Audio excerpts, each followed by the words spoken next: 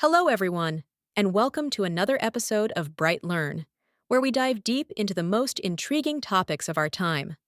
Today, we're stepping into the fascinating, controversial, and, quite frankly, mad world of climate change, as explored in Steve Gorham's book, The Mad World of Climatism, Mankind, and Climate Change Mania.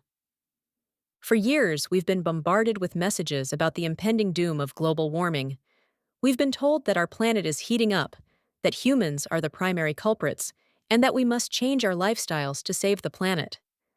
But what if I told you that there's another side to this story? A side that challenges the mainstream narrative and asks us to reconsider what we think we know about climate change. The book is a bold exploration of the climate debate, and it starts by questioning some of the most fundamental assumptions that underpin the theory of man-made global warming. For instance, Goreham points out that temperatures have been rising naturally by about 1 degree every century since the Little Ice Age began to wane 350 years ago. This raises an important question. Are the current temperature increases really due to human activity, or are they simply part of a natural cycle? One of the central arguments of climatism is that carbon dioxide, or CO2, is the primary driver of climate change. But Goreham challenges this notion by highlighting the fact that CO2 is actually a greenhouse gas that is essential for life on Earth. Plants need CO2 for photosynthesis, and higher levels of CO2 have been shown to increase plant growth and food production. Moreover, Goreham argues that the correlation between CO2 levels and global temperatures is not as straightforward as it seems. Ice core data shows that increases in CO2 actually follow increases in temperature, not the other way around. This suggests that other factors, such as solar activity and ocean cycles, may play a more significant role in driving climate change than CO2. Goreham doesn't shy away from addressing the politicization of climate science. He argues that the debate has been hijacked by ideologues who are more interested in pushing a political agenda than in pursuing objective truth. This is evident in the way that dissenting voices are often ridiculed, labeled as deniers, and marginalized by the mainstream media and scientific community. The book references the work of numerous realist climate scientists such as Dennis Avery, Bob Carter, and Richard Lindzen, who have challenged the prevailing narrative and faced significant backlash as a result. Gorham emphasizes the importance of open scientific debate and the need to question assumptions and scrutinize evidence, regardless of the prevailing consensus. Another key theme in Gorham's book is the economic impact of climate policies. He argues that the proposed solutions to climate change, such as cap-and-trade systems and renewable energy mandates, are not only ineffective, but also economically damaging.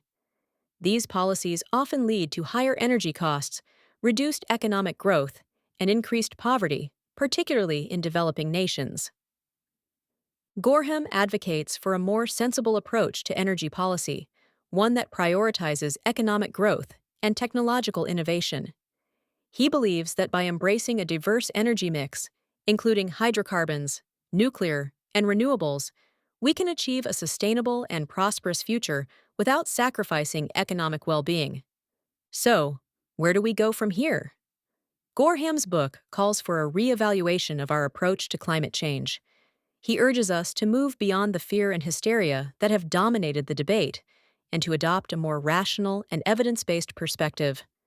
This means acknowledging the limitations of our current understanding of climate science and recognizing the potential benefits of natural climate variability.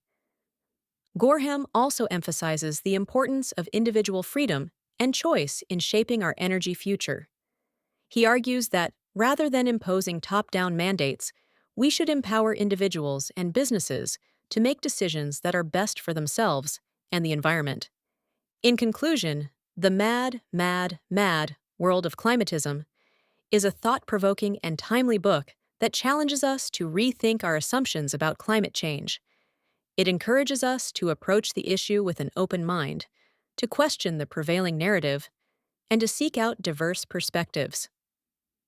As we wrap up this episode, I want to leave you with this thought. The climate debate is not just about science, it's about values, priorities, and the kind of world we want to live in. So, let's continue to engage in this important conversation, to ask tough questions, and to work towards a future that is both sustainable and prosperous. Thank you for tuning in to BrightLearn. If you enjoyed this episode, be sure to subscribe and share it with your friends. And remember, stay curious, stay informed, and keep learning. Until next time. Visit brightlearn.ai for more fascinating videos like this one, and naturalnews.com for full editorial coverage and breaking news on critical stories that keep you informed and aware of what's really going on.